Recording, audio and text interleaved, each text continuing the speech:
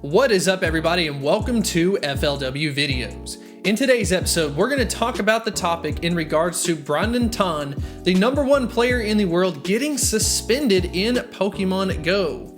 There are a lot of controversies surrounding this, whether it's going to be kind of the paid services on the side, the account being suspended in general, what that means considering the #1 player was actually suspended in Pokemon Go. How much of an impact does that have? We'll be talking about all of that and also my personal opinion. In today's episode, I actually have PokeAK joining with me, so definitely want to say thank you for joining. Go ahead and check out his channel if you do enjoy this type of content, but without further ado, let's get into the video. Alright, so we actually have PokeAK on the line with us. I think with a situation like this, it's probably more important to me, or I can get off my points a little better if I'm talking to someone versus just talking through the camera. So we do have PokeAK. I definitely want to say, thank you for joining in with PokeAK. He has had his head to the ground on this situation. Actually has already uploaded 2 videos, which we will briefly kind of talk about his points moving into that. But first, I guess we need to go ahead and cover the facts. First things first is Brandon Tan received a suspension notification in Pokemon Go. Whether it was related to the paid services for catching Mewtwo's, catching other legendaries, or it was a false flag, and we really don't know what that is. And a little bit of an update is that Brandon Tan officially received it as a 30-day suspension. And he has since said that he's not sure if he's going to be motivated enough to come back to the game, and he's going to be playing another game potentially in the meantime. So with all of those facts being said, let's go ahead and get into PokeAK's opinion on the matter, kind of combining those 2 videos together. How's it going, everybody? Yeah, so I made 2 videos discussing the situation and my thoughts, trying to stay neutral, and it's all there for us to see. He was breaking the terms of service by using multiple accounts, and that's not even the worst part. It's actually selling and distributing of the Pokemon legendaries to other people. I mean, it's clear as day as to what is going on here, but we're going to be going over something else, and that's going to be, well, was his account flagged by Niantic, or was it flagged by a bot? Because you have these people giving him his accounts, he is logging in, and therefore his account is not actually being used to do anything, cheating or anything like that. So what is really going on here? Hopefully we can figure this out, because it's making some people very anxious and nervous about the situation. But honestly, I think it should have happened. It's been a long time coming. You simply can't sell Pokemon and break the TOS. A cheater is a cheater, and that is basically it. So basically, as far as like the biggest confusion goes for a lot of people, is they're associating the 2 events to each other, and we don't actually know if they are associated. I'm personally on the fence that I actually believe that his account was just falsely flagged for like bot-like behavior. And if you think about that, that kind of makes sense if he's doing repetitive routes consistently and obviously bringing in a lot of Stardust, a lot of experience, a lot of catches, a lot of raids, a lot of whatever. It's very possible that with some of the updates that have been happening recently, he could have literally just been false flagged. And, that's just something that anyone and everyone can run across. If that is the case, then that makes sense why his account got suspended. But on the other hand, we've got the issue of the selling of these Pokemon services on the other side. And, to me, it doesn't make sense why those accounts would not be flagged and his own would be flagged. But something that PokeAK brought up, which is pretty interesting, is that someone at Niantic could be aware of this entire situation and basically trying to cut off the head of the snake in some ways, by, I guess, suspending the main person's account as opposed to the people who have been paying for those services. So what are your thoughts on that? Yeah, that's exactly it. Kind of just giving him a warning, hey, we see what you're doing. Maybe you should cool it down. A 30-day suspension seems like an eternity for somebody who plays every day, but it is 30 days and his account is not completely terminated. So there is that. He could totally come back, and I'm sure he has plenty of accounts that he can still play with. Obviously, it's not going to be his main account, And this is, his job, I would assume, I'm thinking, to do these paid services. So what is going to stop him from continuously doing it anyways? Just because his main account is banned, that doesn't mean anything anymore.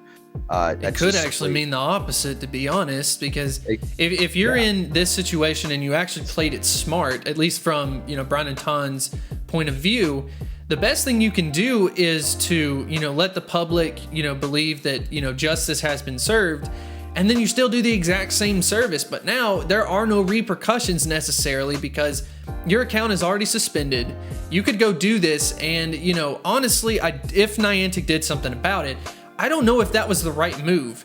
For me personally, the first question I asked when someone notified me about this was it his account or was it someone else's? Because if it was someone else's account, just imagine if you paid someone to go play for you and then you end up finding out that your account got suspended or even worse, like completely banned. I would think that would actually end this whole paid services thing, or at least, decrease it significantly because people would be scared of the whole situation. Exactly. So for me personally, I think banning his account doesn't actually do that much to the business. I actually don't understand how that would stop it, if I'm being honest. Well, he takes a lot of pride in his account, which a lot of us do. He is said to be the #1 player in the world with the XP and his gameplay.